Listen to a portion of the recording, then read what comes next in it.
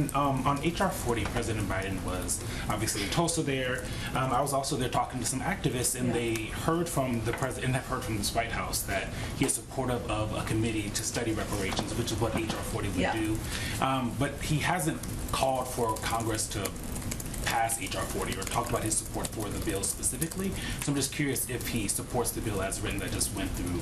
Well, he supports a number of components of the bill, including the funding and the proposal for a study, which he feels would be the next important step forward and something that he feels would be absolutely correct in addressing this moment in history, these moments in history. But not HR 40 as I don't have more of an assessment of the legislation, but he, of course, supports a study of reparations and feels that would be the best next step. Go ahead.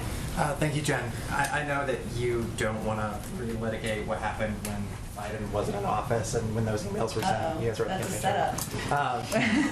Probably. Okay. But has anyone from your team briefed the president on what was in those FOIA Fauci emails? I'm not aware of him being briefed on the publicly reported emails. And then, given that there were some things that Fauci said privately that contrasted with what he said publicly, whether it was masks or whether or not someone who had the virus, had immunity or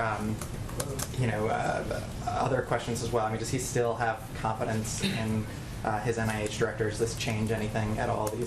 No, the president and the administration feel that Dr. Fauci has played an incredible role in getting the pandemic under control, being a voice to the public throughout the course of this pandemic. And again, I would reiterate, a lot of these emails are from 17 months ago or more, certainly predating this administration, but some time ago as we look to history. This morning on Morning Joe, Anthony Fauci said that one of the ways to get transparency from the Chinese on the origins of COVID-19 was to, quote, "don't be accusatory." Does the president feel that the initial investigation of the origin of the virus, including that WHO survey that your team had deep concerns over, was the problem with that it was too accusatory? I mean, is that a problem that this administration is being accusatory? Or, I mean, is this a situation where, just following the evidence where it leads?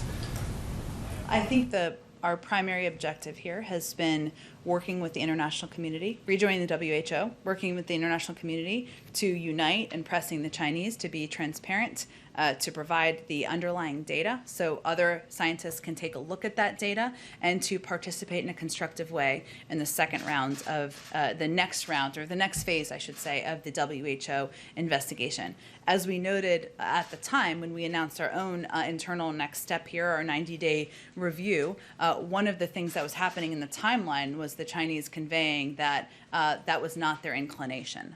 So I can't assess what the impacts are. I can tell you what our position is and what we've been pressing for on the international stage. Go ahead.